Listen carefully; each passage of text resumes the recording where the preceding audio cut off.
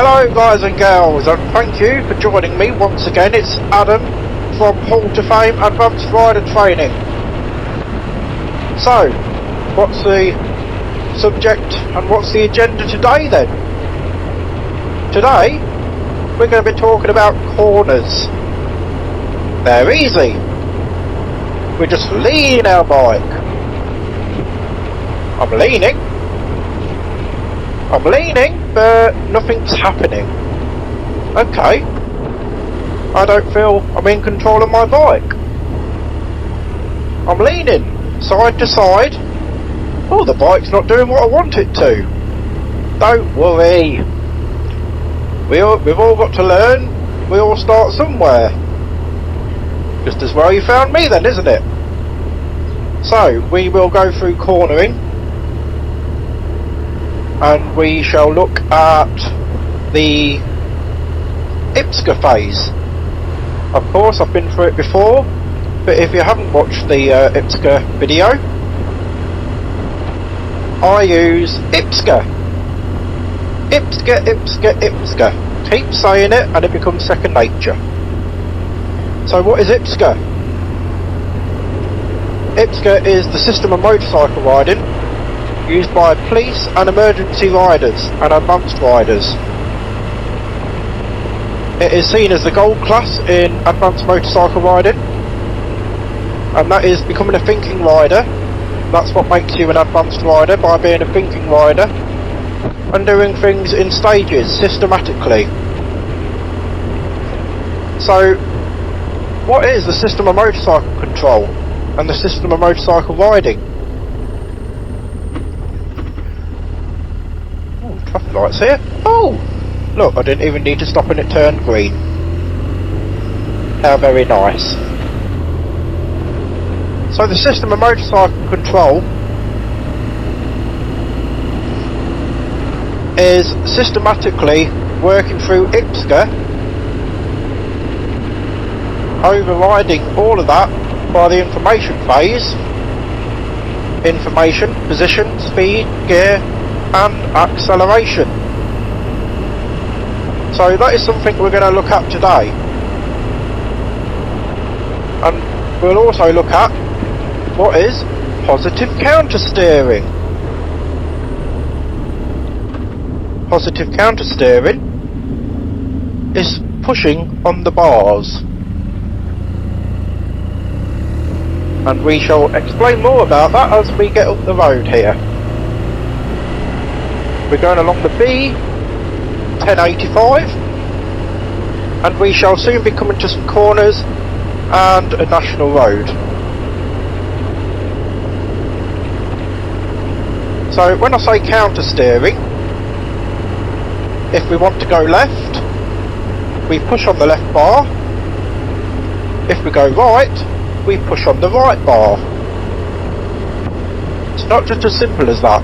What about our body positioning? Well, usually we stay centre on the bike. Our bum doesn't move from the seat, but our body, our input of our body can adjust how tight we can go through a corner carrying our speed, depending on what speed you're using. So now we're in a national.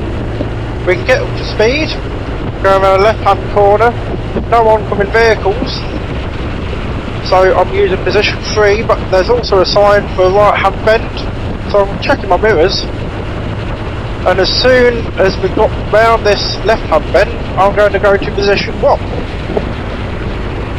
Reading the road, looking at the hedges, looking where the road may go, because hedges usually follow the road, so that's a good indicator of being able to read the road. What we can't see is the hazards on the road. 30 miles an hour, checking my mirrors. Did have to use my brakes there, but it's all nice and smooth. So as I was saying, that's not the only thing we need to take into account of being able to see where the road goes. What we can't see round the corner is what's on the road or what's being hidden coming the other way. There might be something in the middle of the road furniture, that I like to call it, that we need to avoid. So it's always important to take that information and understand that we need to be able to stop on our side of the road. So if you're going faster than what is seen to be safe, which is being able to stop in the distance you can see to be clear on your side of the road, then slow down. You're going too fast. There's time and a place to open the throttle, and there's a time and a place to close the throttle. When there's less hazards on the road, that's when we keep our head up, scan further afield, and use our power of the bike and the speed. But at the moment we're riding in a rural area, so while I am scanning far ahead, I'm also looking at the immediate hazards, which can be up to less than 10 metres away. So I want to be scanning up and down, mirrors, speed, up and down. So we're now in a national. That car was on our side of the road slightly, that's why I was in position 2. So we've got a good view of the road ahead, so we can carry more speed. I'm in position 3 to give me the view. Now I'm going in position 1 for the view and for safety as well. Keep my head up. I'm not looking where the bike is going, I'm looking where I want to go. Because if I look where the bike is going, then that's where I'm going to end up. I'm looking at that tree. Oh, my bike's going to end up in the tree. No. Look where you want to go. You want to go around that corner. So pick your head up, move your head in the direction you want to go, and don't get fixated on a target, i.e. a tree. That's a big no-no. So unfortunately, we don't have a reset. We only get one chance to do it right. There's lots of ways to do things right, so it's not just one thing to make things right. Maybe I'm waffling on, but the principle is try to avoid doing that one thing wrong, because there's many things to do things right.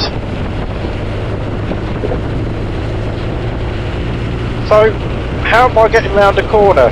I'm pushing on the bars, looking where I want to go, choosing the safest position, using my position for safety, but also trying to use it for view as well when it's safe to do so.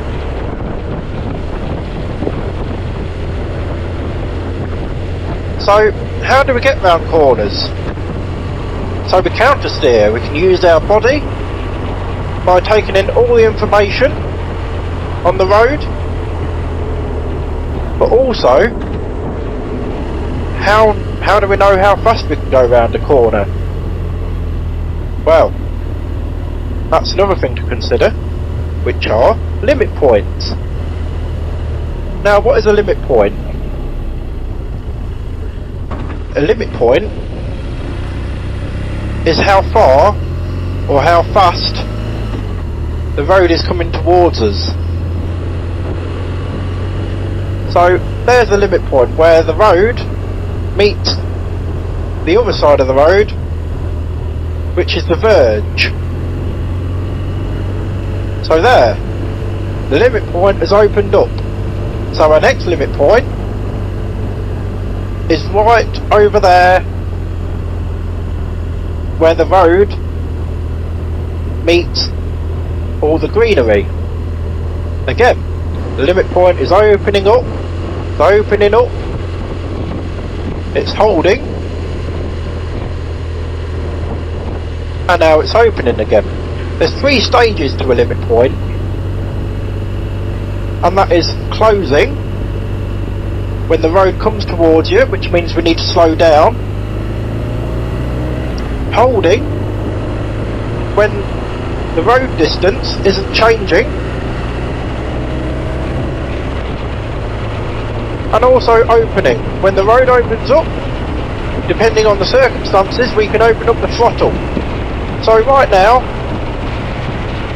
there's no junctions. I see the hedges where the road's following ahead. We can get a good decent speed here and make progress. But the limit point is closed again, so I'm off the throttle, come down a gear, change our speed. Going to the offside for the view, because I'm maintaining that limit point. I'm not hunting for the view.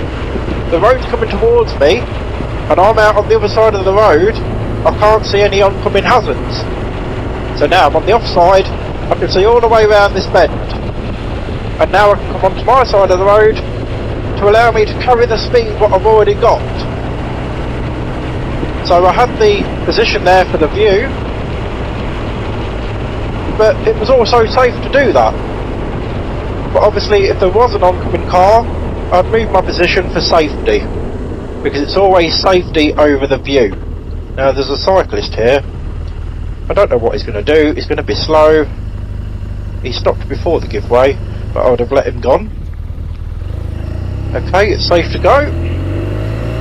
Going straight into position 3, but we're coming to a right-hander. Mirrors, position 1. Looking at the road ahead, seeing where the road goes and how tight it is. I'm holding the throttle as the limit point was holding. Now it's opened. We're coming round another right-hander, so again mirrors, position 1, the limit point is open, so we can carry our speed for a straight line this corner here, because there's no point following the lines if we've still got the view. Right-hander, position 1, keeping my head up, looking where I want the bike to go. The signs tell me there's a cross junction and the road narrows, so I've slowed my speed down, then I've changed my gears and using the appropriate acceleration sense. Now we've gone past that, we can now speed up, staying on our side of the road, as the limit point isn't close to us, but it isn't far enough away for us to be in such an extreme position. Speed limit change, naturally let the engine braking work by letting the bike slow down naturally, and then I selected the appropriate gear. I did consider giving information by showing a brake light, but I didn't need to because there's nothing following us. So we've got signs for horses and ducks. So again it's a built up area, and we've got a junction, so we're keeping our speed down, looking at the road surface is good. There's a few concealed entrances by driveways and junctions, cars parked, obviously because there's houses. I don't know if anyone's in those cars, so again I'm staying away from them, having good all round observation. There's a pub. Yes, it's midday, but some people like drinking. So what if a drunk man comes out on the road? Unlikely, but something to consider. What would you do? Oh, well, I was going too fast, mate. Sorry, I didn't see you. Well, how can we change that? How can you see him? Slow down. Give yourself more reaction time. So hopefully we'll get past this village soon, and then we can go out on some country roads again. Start making some nice progress with some bends. No, I don't want to refuel. Thank you. I've already done my powders check, and if you're unsure what that is, you can find the video on the quick tips section of my YouTube page.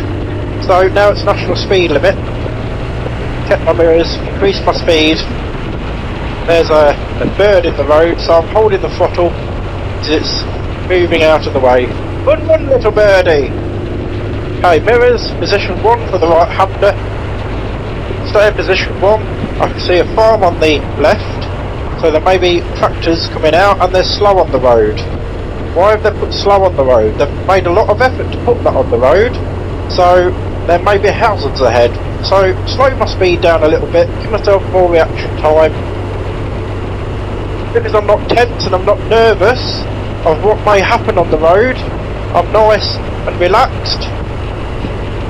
I can let the bike do the work, and I'm more confident by knowing that I've slowed my speed down for any potential hazards. Okay, we're past that bar, but I see cyclists ahead, but the road's opening up, so I'm coming on the offside to get the view, which will lead me in nicely for overtaking the cyclists, overtaking them there, giving them a wide berth. And we've got a speed limit change, but I can just come down using acceleration sensors. There's no following vehicles. Come down on my speed and change the gears. We've got junction on the left, but there's no cars entering or exiting it, but I did slow down in case something come out of that junction. It's all about asking yourself, what if this happens, what if that happens? Be ready for it, and if it doesn't happen, well, we're on to a winner, aren't we? We didn't have to avoid that obstacle, or potential obstacle, should I say. Obstacle as in hazard. Hazard is a risk, which is potential or actual danger. Just thought to get that in. Even though these roads are quite slow, being rural, they've got some nice bends in. So this is a learning point where we're able to slow our speed down and understand our bike, what its handling capabilities are at slow speed round corners, being able to balance the bike, balance the throttle at a lower speed, being in a responsive gear. So if I need to accelerate, I have the power to do so, and if I do need to brake, then my engine braking will help me because my revs are higher. We're still in the 30, even though the road has widened out and we seem to be out of the rural area. But we're disciplined, we're a thinking rider, so I'm going to wait until that time comes where we can check our mirrors, do a shoulder check from a 30 to a national, and then we can open it up. Now I did set the sat-nav to go a particular route, but I've gone off course because I'm enjoying this road. Do I know this road? No, I don't. So how can I ride on it if I don't know it? I don't know where the junctions are. I don't know how tight the bends are going to be. But that's why we use IPSGA and the information phase. And the majority taking in using the information. So I'm looking ahead and planning ahead and adjusting my speed and position accordingly. So now we're coming up to a national. So mirrors, shoulder, make sure that there's nothing in my blind spot that wants to overtake me as we increase our speed.